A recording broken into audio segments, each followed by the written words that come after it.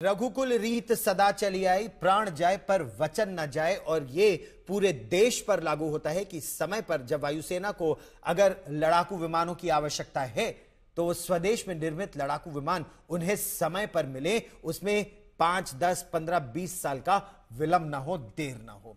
वैसे भारत के राष्ट्रीय सुरक्षा सलाहकार अजीत डोवाल ने भी कहा था कि अगर 1 और 26/11 हुआ तो पाकिस्तान बलूचिस्तान गंवा देगा।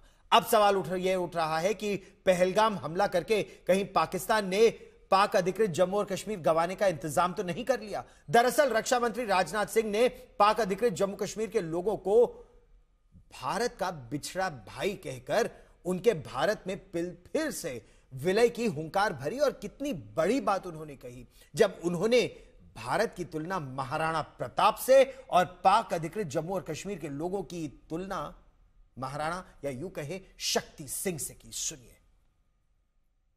तब पंथ को छोड़ सुपथ पर स्वयं चला आएगा, मेरा ही भाई है मुझसे दूर कहां जाएगा। ऑपरेशन सिंदूर की पिक्चर अभी बाकी है, ये कह चुके रक्षा मंत्री राजनाथ सिंह ने इस बार महाराणा प्रताप और उनके भाई शक्ति सिंह की कहानी के जरिए पीओके को लेकर बड़ा संकेत दे दिया। रक्षा मंत्री ने साफ कर दिया कि ये पिक्चर पूरी तब होगी जब 1947 में बिछड़ा पीओके भारत के साथ मिल जाएगा।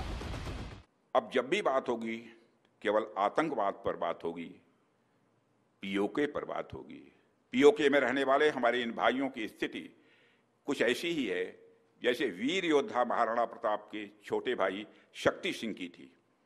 छोटे भाई शक्ति सिंह के अलग हो जाने पर भी बड़े भाई महाराणा प्रताप का विश्वास अपने छोटे भाई के प्रति बना रहता है और वह बड़े विश्वास के साथ कहते हैं कि तब पंथ को छोड़ सुपथ पर स्वयं चला आएगा, मेरा ही भाई है मुझसे दूर कहां जाएगा। ऐसा कहा जाता है कि वीर योद्धा महाराणा प्रताप के छोटे भाई शक्ति सिंह भले ही कुछ समय के लिए अकबर के साथ खड़े थे, लेकिन हल्दी घाटी के युद्ध में जब महाराणा प्रताप घायल हुए तब परिवार और परंपरा का पालन करते हुए शक्ति सिंह ने अपना घोड़ा अपने बड़े भाई को दिया और उनकी जान बचाई। ऑपरेशन सिंदूर की कामयाबी के बाद जब पाकिस्तान डरा और घबराया हुआ है, बातचीत की गुहार लगा रहा है, तब भारत ने अपने अगले कदम का इशारा दे दिया है। 22 फरवरी 1994 को नरसिम्हा राव के नेतृत्व वाली कांग्रेस सरकार ने पीओके को लेकर सर्वसम्मति से प्रस्ताव पारित किया था। इस प्रस्ताव में दोहराया गया था कि जम्मू और कश्मीर का पूरा क्षेत्र, जिसमें पीओके भी शामिल है, भारत का अभिन्न अंग है। पाकिस्तान को भारत के इस हिस्से से अपने अवैध कब्जे को खाली करना चाहिए और पाकिस्तान कान खोलकर सुन ले कि जहां ये प्रस्ताव पत्थर की लकीर है, वहीं ऑपरेशन सिंदूर को लेकर प्रधानमंत्री मोदी का संकल्प भी अटल है। हर हिंदुस्तानी के दिल में है।